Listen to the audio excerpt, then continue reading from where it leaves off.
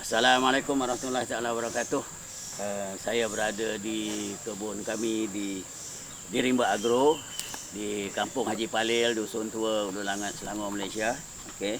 Hari ini kami nak berkongsi pengalaman cara membuat humus daun daripada daun-daun kering, ya, daun-daun kering, sisa-sisa pertanian yang lain seperti bahan-bahan yang kita pruning, hasil pruning, ya, begitu juga sisa-sisa buah, dan samping itu kita gunakan juga sisa dapur, ya, sisa dapur macam ini, ya.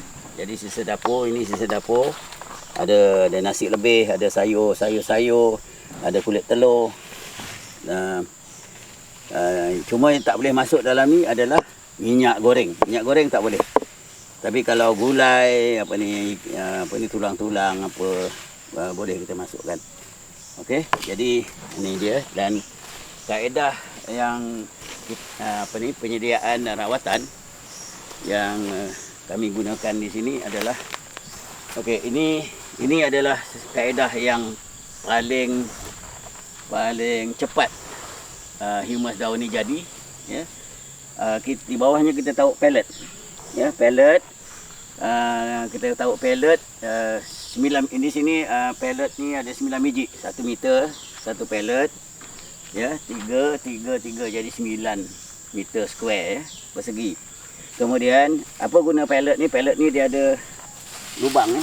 Dia ada lubang di sini dan ada lubang di sini. Jadi tujuannya adalah untuk bekalkan oksigen atau udara kepada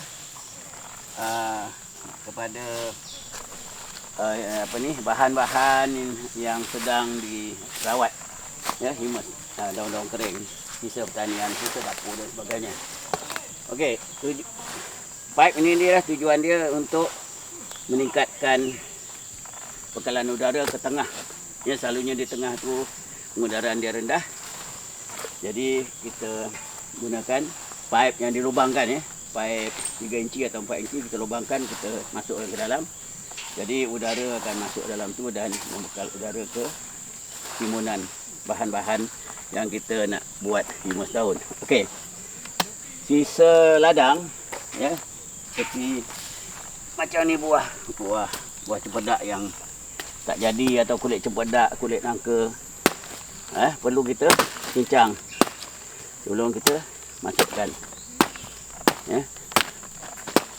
Okey, macam ni, ya, cincang. Kalau boleh halus sikit lah, ya. Ini untuk demonstrasi, saya tak buat sampai halus. Begitu juga batang pisang pun boleh kita taruh sini, memang bagus. Ini tinggi fosfat, ada. Kita cincang, ya, cincang. Kalau boleh kita cincang dulu di luar, ya. Kemudian kita masukkan dalam, ya, kita masukkan sini. Okey, dah hancur, kita masukkan. Lepas tu daun-daun yang lebar macam ni, supaya dia cepat reput, kita kecil-kecilkan, ya. Kita hiris atau kita koyak-koyakkan, ya. Okey, itu saja. Okey, lepas tu ini perawatan selanjutnya. Jadi setelah kita timbun sedikit daun, ya, ini dah tinggi, tapi kalau misal katakan lebih kurang sejengkal di bawah, kita rawat dengan rock phosphate, ya. Ini boleh buat sekali atau 2 kali. Ini dolomite. Ini dolomite lebih kurang 1 kilo. Kita tabur je macam ni, ya, kita tabur je. Kita tabur, ya, macam tu. Tujuan dia untuk meningkatkan bacaan pH, ya, meningkatkan pH dan mengurangkan keasaman bahan-bahan yang kita kita buat. Okey.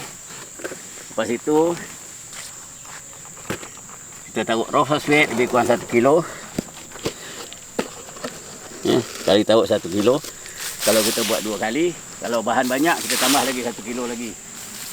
Ya, mungkin sebulan lepas tu, bila bahan dah tak berapa banyak. Okey. Alright.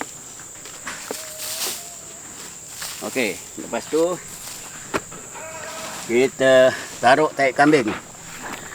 Jadi tahi kambing kita boleh guna, tahi kambing kita boleh guna, tahi ayam kita boleh guna, tahi lembu, dengan syarat jangan yang baru atau segar, atau yang masih bau amonia. Pastikan dari ternakan yang kita gunakan itu sudah separuh reput. Ya, setelah mungkin 3 bulan, 4 bulan, ya, kita tabur aja.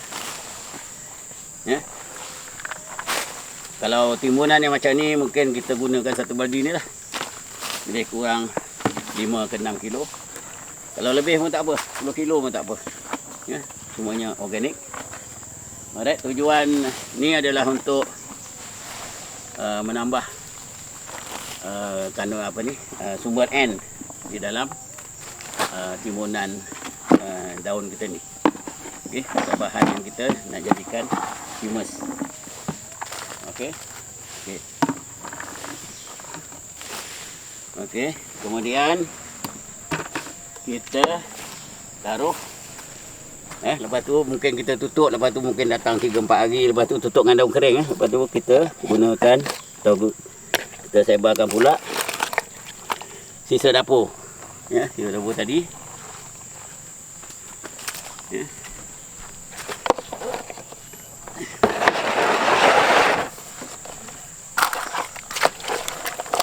Sebar. Ya. Sebar merata, biar apa ni, merata, biar even ya. Kemudian okey, macam tu. Kulit telur ni kita ramas hancurkan dan kita tabur situ. Tapi yang bagusnya kulit telur ni kita basuh, kita cuci dulu, kemudian kita keringkan, lepas tu kita blender. Ya, kemudian kita taburkan tepung kulit telur di sini. Kulit telur ni akan menambah kalsium dan fosfat. Ya. Okey. Untuk demo saya tak tunjuk habis. Okey.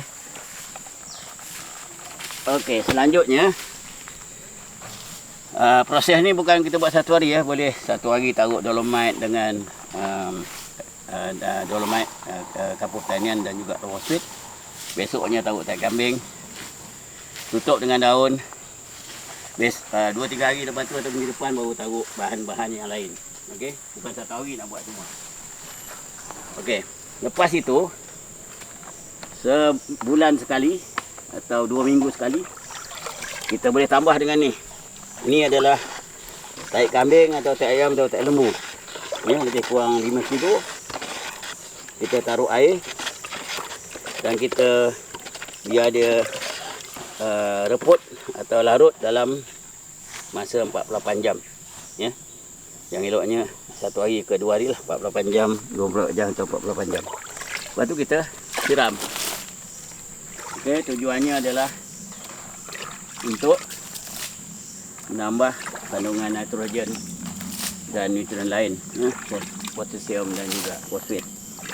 Okey, meningkatkan kesuburan dan kualiti humus daun atau kompos yang kita hasilkan. Ya. Ini boleh ulang 2 minggu sekali atau sebulan sekali. Okey. Tapi yang paling penting adalah 2 minggu sekali atau sebulan sekali kita siram dengan larutan EM. Larutan EM ni kita buat dengan melarutkan 1 liter ibu EM di dalam air dicampur dengan 1 kilo molasses ataupun 1 kilo gula merah atau gula putih. Kita larutkan 1 kilo tu di dalam 50 liter air. Ya, lepas tu kita siram. Disiramlah merata, ya, keliling macam tu sampai habis satu baldi ni. Ya, guna tujuan membekalkan atau menyiram dengan larutan EM adalah untuk membekalkan mikrob, ya, untuk mempercepatkan proses pereputan daun-daun dan bahan-bahan yang kita letakkan di timbunan sampah ini. Ya. Okey, bila dia akan jadi humus daun? Ikut pengalaman kami, kalau sistem biasa bukan menggunakan pellet macam itu ya, sana-sana tu, kita timbun saja sampah, kita rawat dengan rock phosphate, kita rawat dengan dolomite, rawat dengan tai kambing, tai ayam atau tai lembu. Lepas tu siram dengan larutan EM. Itu kita himas daun akan jadi lebih kurang dalam tempoh 6 bulan ke 7 bulan. Tapi dengan sistem guna pellet ni, sebab pengudaran dia lebih bagus, himas daun sudah boleh kita tuai atau kita ambil dalam tempoh seawal 4 bulan. Ya, 4 atau 5 bulan. 4 bulan ataupun 3 bulan pun dah boleh, tapi amannya tidak tinggi, ya. Persen tidak tinggi.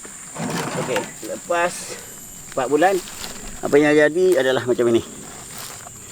Ya, bahan-bahan yang kita timbunkan di sini dan dirawat dengan larutan EM akan jadi macam ini. Ya, akan jadi macam ini. Ya, kalau makin ke bawah dia makin kurang daun.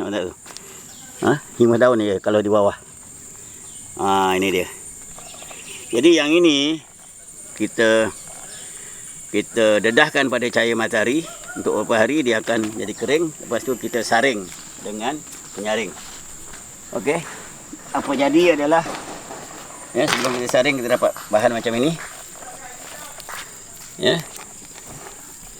Lepas kita dedahkan pada cahaya matahari selama 3 atau 4 hari, kalau hari panas dia akan kering dan kita saring dengan saring dawai atau plastik halus, ya. Lubangnya lebih kurang setengah cm. Ya, kita akan dapat himas daun yang berkualiti tinggi seperti ini. Jadi bahan ini samalah dengan apa yang kita boleh dapat di bawah timbunan daun di hutan. Ya, di hutan. Ini dia himas daun atau dipanggil dengan black gold. Jadi himas daun ni apa guna dia? Kita boleh gunakan ni untuk membaja tanaman-tanaman, sayur, bunga dalam pasu, bunga dalam polybag, benih-benih, tanaman-tanaman muda yang baru kita tanam di ladang, mungkin benih durian, cempedak dan sebagainya. Pokok sawit pun boleh, ya, pokok durian. Ya, kita boleh gunakan ni, kita tabur terus. Selain daripada itu, kita campur dengan media tanam. Jadi media tanam, kalau pengalaman kami di sini, kami gunakan lebih kurang 10-15% daripada bahan untuk yang kita guna untuk media tanam. Okey. Jadi inilah dia guna cara kaedah ataupun kaedah kami memproses daun kering, sisa kebun, ya, dan juga sisa dapur untuk dijadikan himas daun. Okey. Jadi ini ada sistem lama saya tunjukkan. Ini sistem lama, sistem biasa konvensional. Kita tabur je dan kita rawat dengan rock phosphate dan juga dolomite, tai kambing atau tai ternakan, ayam atau lembu. Lepas tu kita siram dengan larutan EM. Dan kita boleh juga siram dengan larutan tai ayam, tai kambing. Ya. Okey, ini lebih kurang 7 bulan ke atas lah baru jadi. Ya. Dan ini juga kalau kita punya kebun panjang, bahan banyak, kita buat panjang begini. Ya. Tapi untuk sistem ni eloknya di bawah kita taruh kayu dulu untuk pengudaran. Ya, di bawah kita taruh kayu baru kita timbun dengan daun. Sama juga rawatan dia. CRP, dolomite, larutan EM dan juga tai ternakan. Kalau bahan kita sedikit, ya, kebun sedikit atau halaman sedikit, kita buat kecil macam ni lah. Rawatannya sama.